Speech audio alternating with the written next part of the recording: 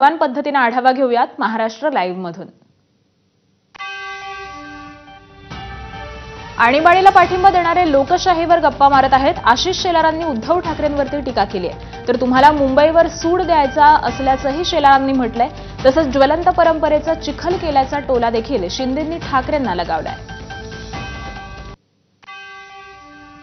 मुंबईत उद्धव ठाकरेंचा पराभव अटळ आहे। ठाकरेंनी दसऱ्याच्या दिवशी जो शिमगा केला त्याला जनता नक्की प्रत्युत्तर देईल। भाजपच्या नवनाथ बन यांनी उद्धव ठाकरेंवरती निशाणा साधलाय।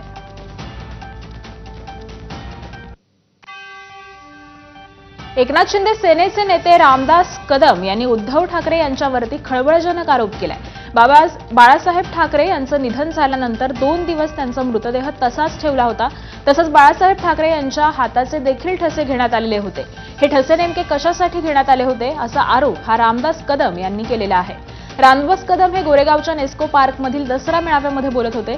यावेळी रामदास कदमांच्या आरोपानं एकच खळबळ माजली आहे। रामदास कदम नेमकं काय म्हणाले, बाळासाहेब ठाकरे यांचं निधन कधी झालं, त्यांचा मृतदेह किती दिवस मातोश्रीवर होता, 2 दिवस बाळासाहेबांचा मृतदेह का ठेवला, तुमचं अंतर्गत काय चाललेलं होतं असा सवाल हा रामदास कदम यांनी केलाय। प्रमुखांचं निधन कधी झालं आणि त्यांची बॉडी किती दिवस मातोश्रीमध्ये ठेवली होती कडा माहिती। जबाबदारीने बोलतोय। शिवसेना प्रमुखांच्या वती उपचार करणारे डॉक्टर आहेत, आज त्या डॉक्टरांना विचारून घ्या 2 दिवस शिवसेना प्रमुखांची बॉडी का ठेवली होती उद्धवजींनी? तसं नाहीये, काहीतरी बोलतो तो रामदास कदमचं नेहमीच त्या ठिकाणी काहीतरी बोलत असतो तो। चुकीचं आहे ते बोलणं।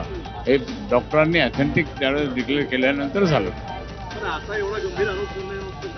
नाही फालतू आहे तो रामदास कदम, एकदम फालतू आहे। काही बोलतो म्हणजे काय, ते तो कसा आहे मला सगळं माहित आहे।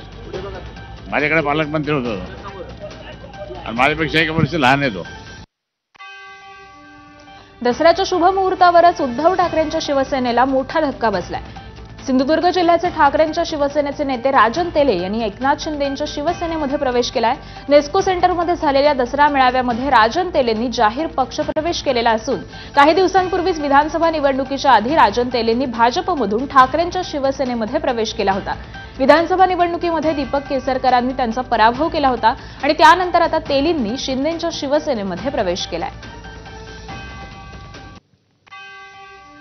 तुम्ही राजस्थानमधून अकबर बादशहाकडून पळून आलात आणि इकडे निजामाकडे नोकरी करायला लागलात असं आम्हीही म्हणायचं का, मनोज जरांगेंनी पंकजा मुंडेंना सवाल केलाय। तर माजलेल्यांना नीट करायची ताकद आपल्यात असल्याचं देखील वक्तव्य त्यांनी केलंय। की बाबा आमचं गुलामीचं गॅजेट हे, मग तिकडं राजस्थानला अकबर बादशाहकडून पळून आला तर इकडं तुम्ही निजामाची चाकरी करायला लागला। आम्ही असं म्हणायचं का, म्हणलो नाही का? रायगडमध्ये पुन्हा एकदा राष्ट्रवादी आणि शिवसेनेतील शीतयुद्ध चव्हाट्यावर आलंय।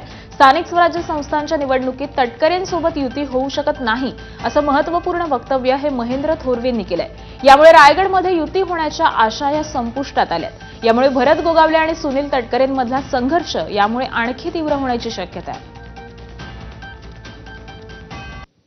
रायगडमध्ये तर तटकरेंबरोबर आमची कोणतीही युती त्या ठिकाणी होणार नाहीये। त्यामुळे भारतीय जनता पार्टी, शिवसेना, आरपीआय ही अभेद्य युती जी मधल्या काळामध्ये खराब झालेली होती ती पुन्हा एकदा आम्ही नव्याने उभी केलेली। आम्ही सर्व आमदार एकत्रपणे येऊन जो उठाव आम्ही केला तो हिंदुत्वाच्या विचारांचा होता। त्यामुळे रायगडमध्ये हीच युती त्या ठिकाणी राहील। तटकरेंचं काय, ते तर महायुतीतच आहेत। ते त्यांच्या काय ते उभाटाबरोबर, तटकरे स्वतंत्र आहेत, ते सगळ्या पक्षांची युती करतायत। म्हटलं ते उभाटा बरोबर आहेत, उभाटाबरोबर त्यांची युती आहे। संघाच्या कार्यक्रमात सेवाभावाचे धडे दिले गेले, पण महाराष्ट्रातील शेतकरी, शेतमजूर आणि राष्ट्र निर्माणकरिता महत्त्वपूर्ण योगदान देणाऱ्या युवा बेरोजगारांना त्रस्त असताना त्याविषयी आणि महिला सुरक्षेवरती काहीही बोललं गेलं नाही अशी एक्स पोस्ट रोहित पवार यांनी केली। तर संघाच्या कार्यक्रमामध्ये देशभक्तीचे धडे दिले जातात, परंतु शतकपूर्तीच्या कार्यक्रमात ना राष्ट्रगीत गायलं जातं ना तिरंगा ध्वजाचं ध्वजारोहण केलं जातं। एक्स पोस्ट करत रोहित पवारांनी राष्ट्रीय स्वयंसेवक संघावरती हा निशाणा साधलाय। संघ शब्दांनी बोलत नाही, कृतीतून सेवाभाव दाखवतो। सोशल मीडियावर वाचाळवीरांची वाहता मिळवण्यासाठी रोहित पवारांच्या नकार घंटा वाजत असताना संघाचे शेकडो स्वयंसेवक हे संकटग्रस्तांसाठी मदतीचा हात होऊन धाव घेत होते. भाजपचे मुख्य प्रवक्ते केशव उपाध्ये रोहित पवारांनी संघाबाबत केलेल्या एक्स पोस्टवरती त्यांनी हे प्रत्युत्तर दिले. जालन्यामध्ये धनगर समाजाला एसटी प्रवर्गामधून आरक्षण मिळावं यासाठी दीपक बोराडेंनी उपोषण केलं. मात्र 16व्या दिवशी त्यांनी आपलं उपोषण स्थगित केलंय. प्रकृती अस्वस्थ झाल्यामुळे समाजाच्या आग्रहास्तव आपण उपोषण सोडत असल्याचं त्यांनी सांगितलंय. मात्र हा लढा चालूच राहणार असल्याचं देखील ते म्हणाले.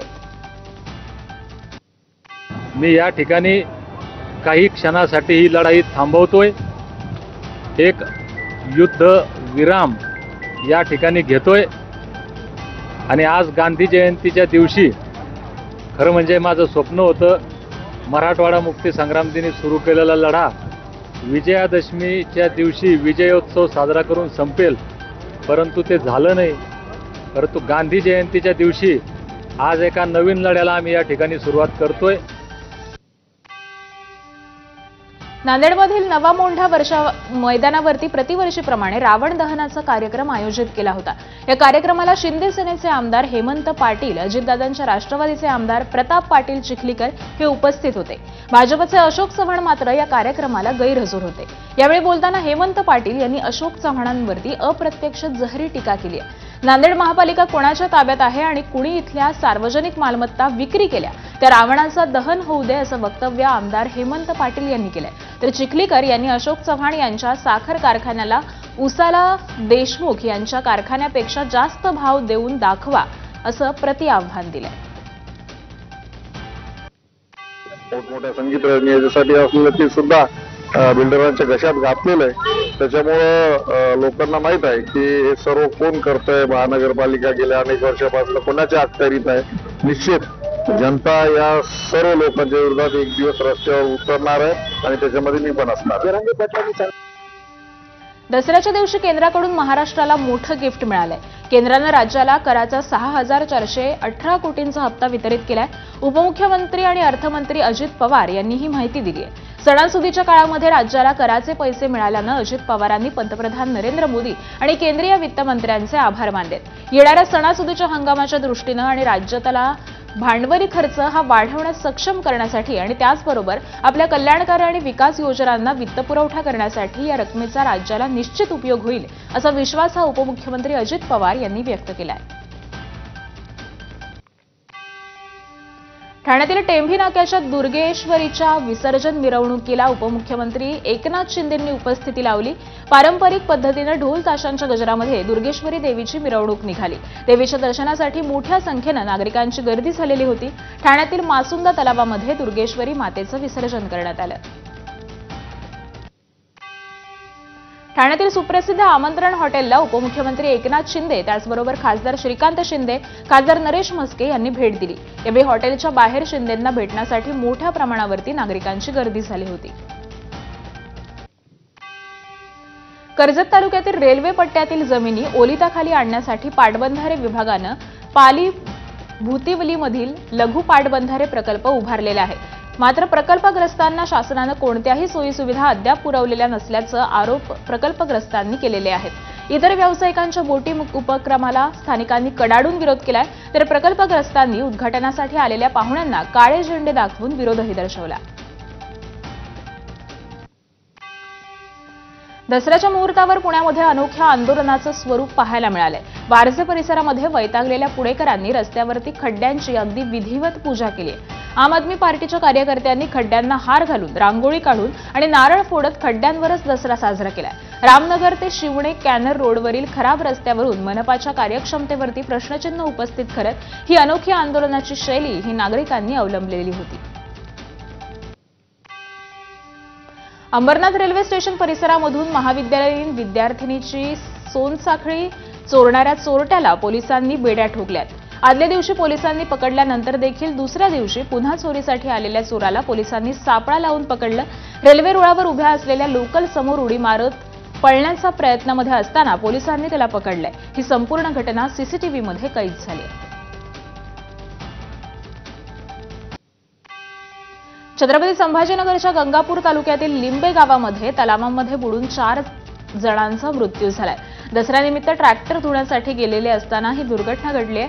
मृत्यू झालेले 4घही जण अल्पवयीन असल्याची माहिती आहे. या घटनेमुळे परिसरामध्ये हळहळ व्यक्त केली जाते.